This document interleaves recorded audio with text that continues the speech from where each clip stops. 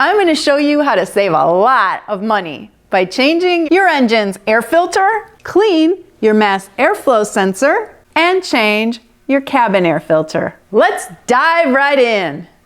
The engine air filter is right under this cover. The first thing we need to do is unplug the mass airflow sensor. It's right here.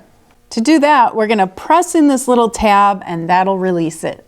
Whenever possible, use 2 hands when handling these plugs. One to pull it apart and one to make sure you don't pull it too hard and pull those little wires out.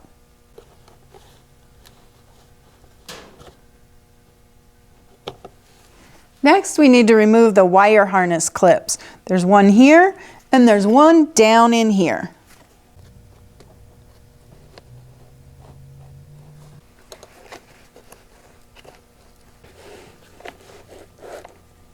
Then we loosen this clamp right here with a medium-sized Phillips screwdriver. Unhook the 4 latches. Then we can pull the cover off. And there is the air filter.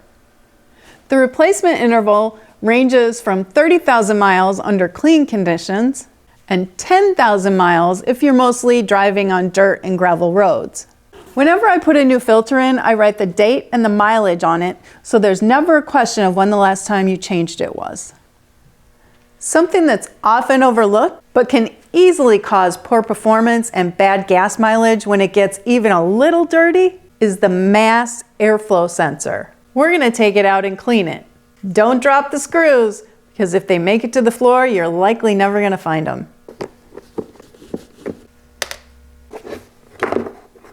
If you look really closely, you'll see a little wire inside of here. Basically, this tells the computer how much air is going in through the air intake.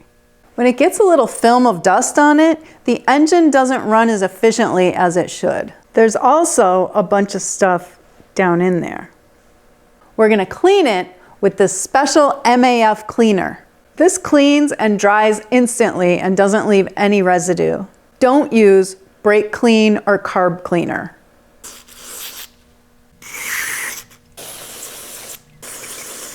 Now I can put it back in, but first I'm going to make sure that it's clean down here by this O-ring.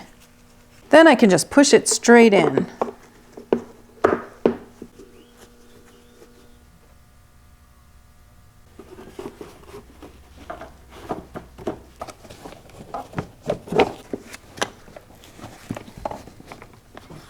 Okay, so it's a little difficult to get that air box onto the hose, but wiggle it, turn it, whatever you got to do.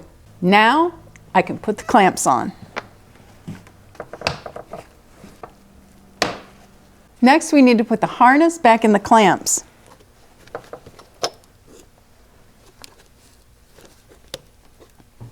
Now we can plug the air sensor back in.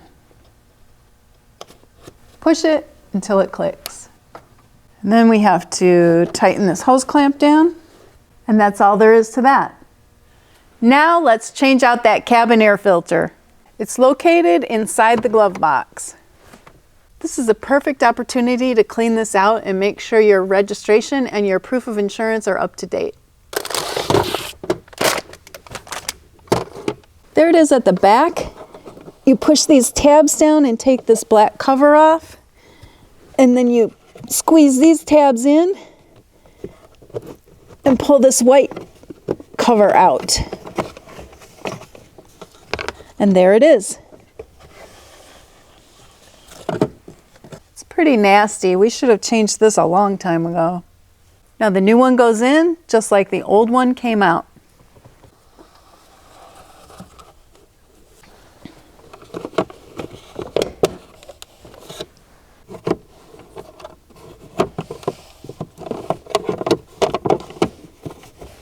As dirty as this was, I'm sure our heat and our air conditioning are going to work a whole lot better.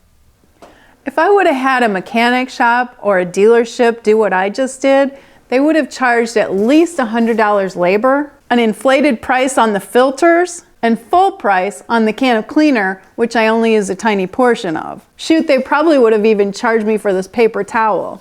If you like this video, hit the like button, and please consider subscribing to our channel. Thanks for watching. I'm going to show you how to save a lot of money by changing your own engine's so you never have any doubt of when was the last time.